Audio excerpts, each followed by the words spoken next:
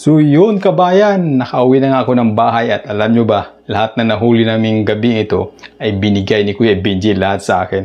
Ayan no.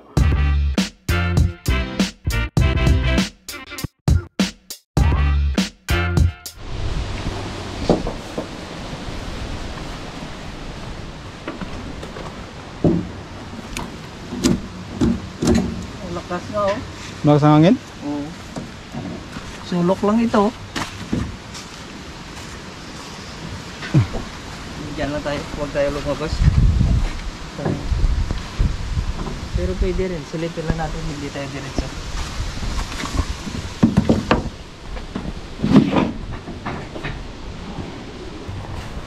Ayun, magpipishing kami ni Kuya ngayon. Alas 5 na ng hapon. Grabe, mainit pa rin dito sa Canada. Mamaya pa kasing alas 9 yung sunset. So, meron pang halos 4 na oras.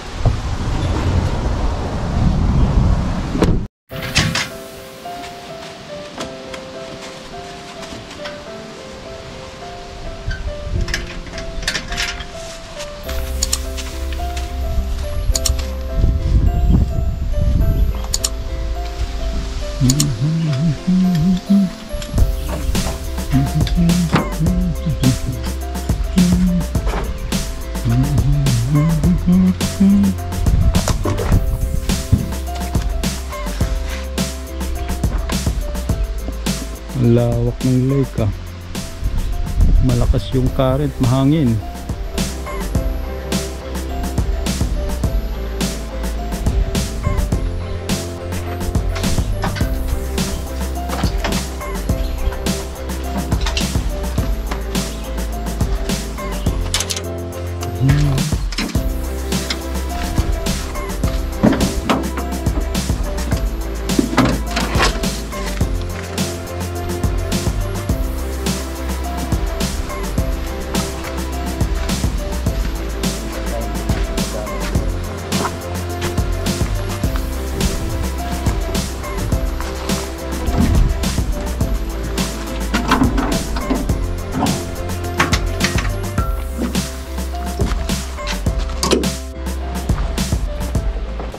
So kailangan mo nang i-atras ni Kuya yung sasakyan. Kailangan ilapit yung doon, trailer para lulutang yung bangka.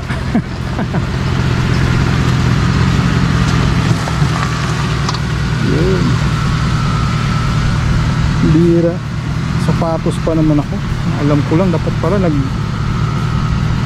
chinelas na lang ako. Hanggang doon pala yun, no? Kailangan talaga 4x4 ang sasakyan mo.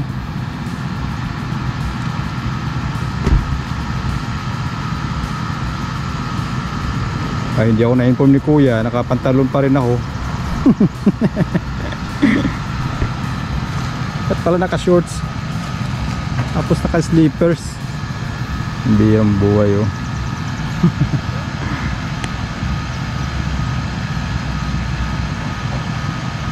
Ayun na. Tatalo na lang ako dito.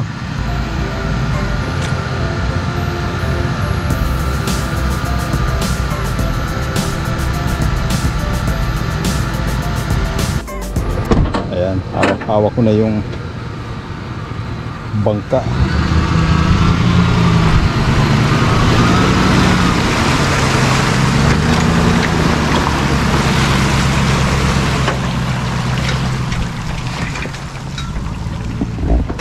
Ganun mag-fishing dito sa Canada.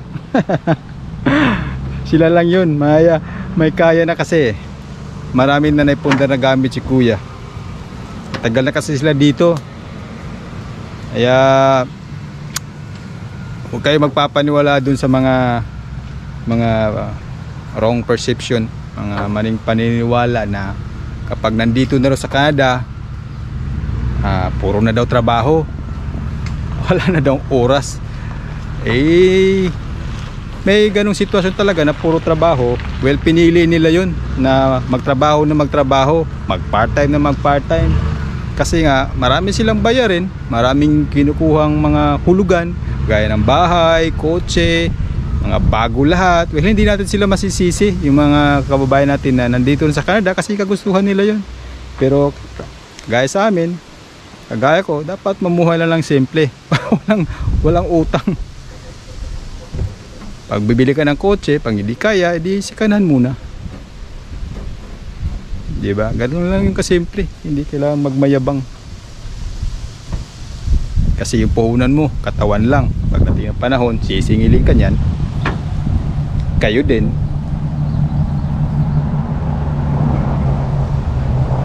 Ano? Ang lapad ng lake.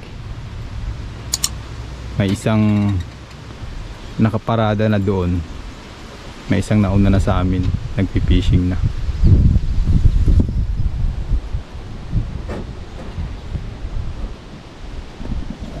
Sa atin, di tayo basta-basta makabili ng ganito, mahal to.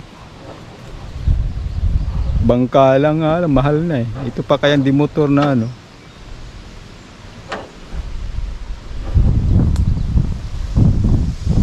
Dito kasi sa lugar na to, puro lake dito. Puro lake. Ang daming lake dito.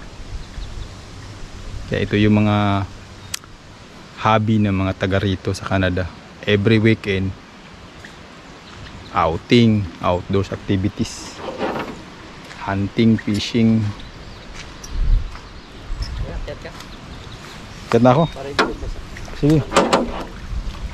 Wow muna. Yan. Dito pala sa kape. Okay. Dito pala. Tabi mo lang yung ano. Tabi mo lang. Okay na.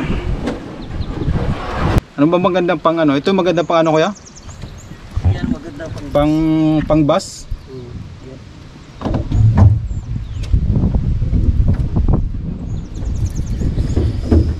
Artificial lang, wala na mga pain.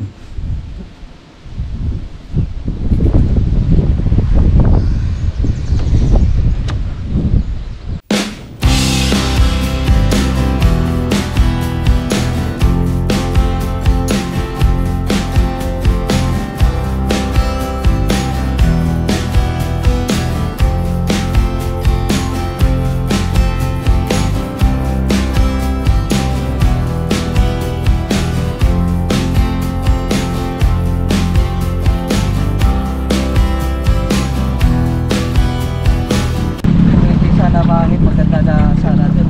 Marami kasi doon yung choices papuntahan. Matagtag no? Maliliit. Maliliit pa yun. Dito pa yun. Dati na eh. Talagang tataas na ano. Alon? Alaki pa ng boat namin nun. Inahampas na ano. Matagtag eh no? Mahangin kasi, maalon.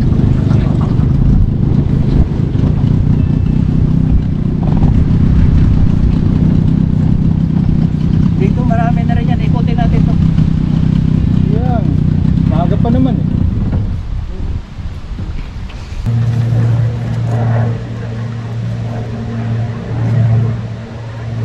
Kalmado yung tubig. Hindi ko na nahihirapan ikot-ikot nito kasi tulong na dito. Hindi yung grado pa malakas sa... Eh, mababaw lang pala. Okay lang, hindi naman ano yan eh. Hindi yan magsisik. Ay, hindi ba? Agis mo lang sa gilid tapos lulutang yan pag i-rail mo. Saka yung gagalaw ng parang isda. Yan ang kagatahan eh.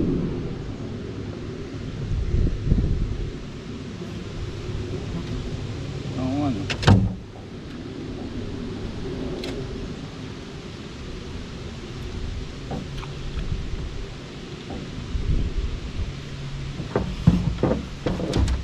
Yung portion lang ng mga gilid at isa. At nagumpisa na kami mag-cast ng aming fishing rod kabayan ni Kuya Benji. So bumalik lang kami dito sa may bandang bungad kasi tago, mahina ang hangin at mapayapa ang tubig ng Lake Kabayan. Ang lake na pala ito ay tinatawag nilang Wanapitei.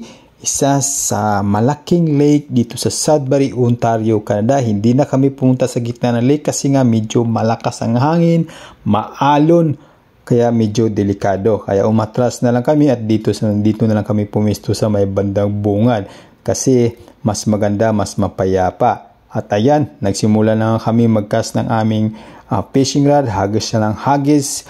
Ika nga, ito yung tinatawag nilang waiting game. So, kailangan muna ng mahabang pasyensya, kabayan. Laruin talaga kita.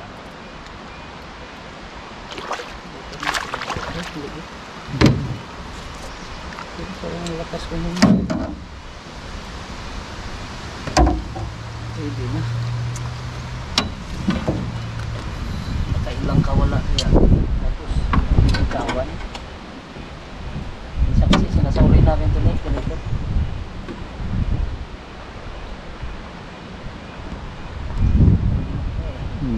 Ay, yan yung ano, Ito yung bus. small, ba ito? Small mouth? Yeah. Pwede na.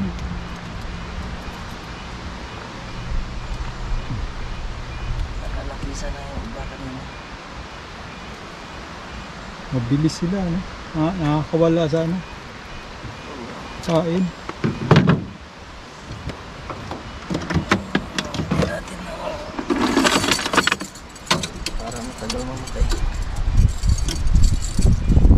Ay, babalik sa tubig. Hindi, ano lang, lagyan lang ng kadena tapos babad sa tubig para hindi mamatay pa ito. Ganun.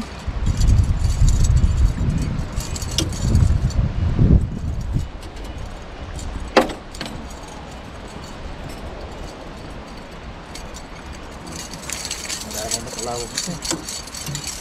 Hindi naman makakawala. Ay, hindi. Kapag minsan nakakawala, hira nangyari yun. Maganda dito, medyo malinaw yung tubig. Oo. Hindi yung gaya dun. Ang lakas ng current dun. Lakas talaga.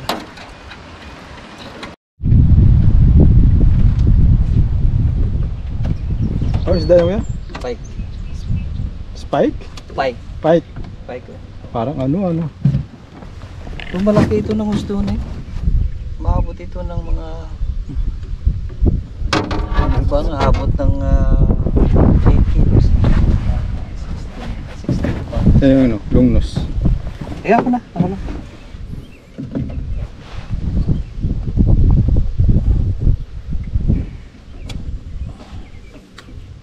Pag nag-ano nito, tinatanggal ang ano nito ni, ang balat. Ay, ganun? Oo. Malan sa balat ito. Nilunok niya talaga eh. Kunin natin, sayang laman ito. Baka hindi masagdagan ang bus eh. Pero kami hindi namin dinadala mga ganito kalaliit.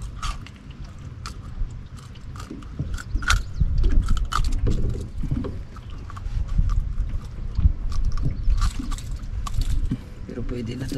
Anoy natin. Inisin natin bago. Ay, ano. Wow. Sige.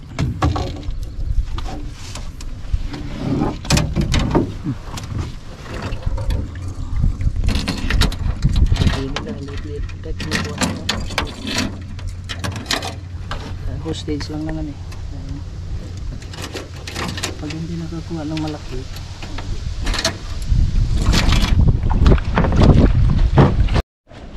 kahit na naman, ang liit pa naman. Ipili kita, loko ka. Malaki. Magkasama na sila yung dati. Yung kanina. Kunin natin, kargayin natin to. Ay, shit. Kawala.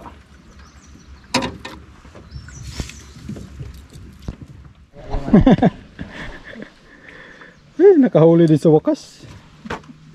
Gulat nga ako, sabi. Laki niya na, akala ko bas.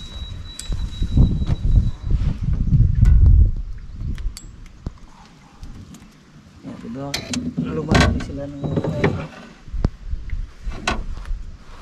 Luwagan ko.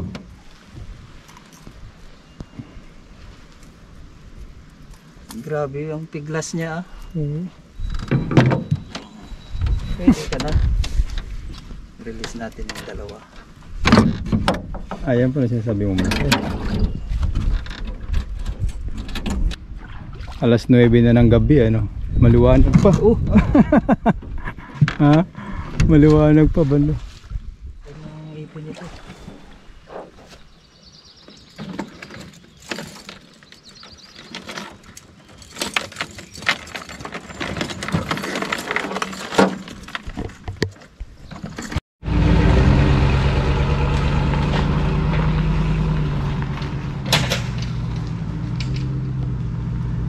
Uwi na kami.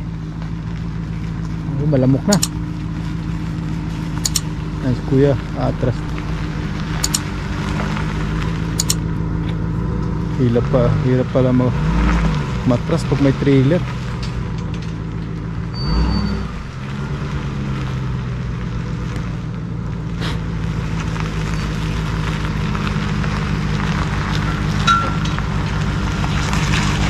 Yeah, atras.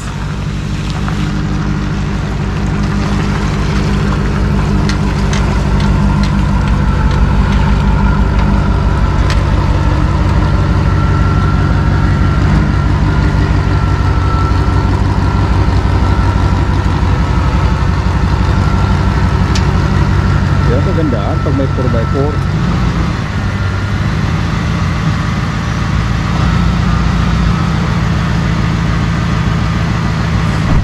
Kahit saan.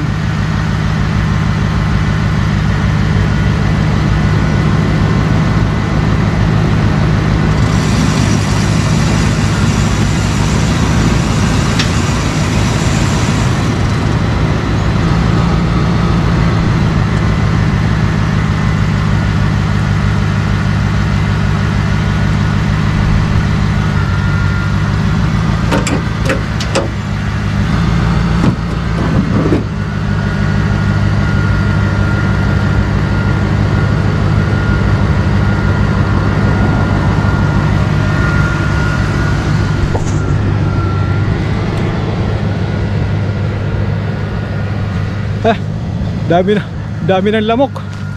So ganito ang libangan, kabayan, pag nandito ka sa Canada. Huwag puro trabaho.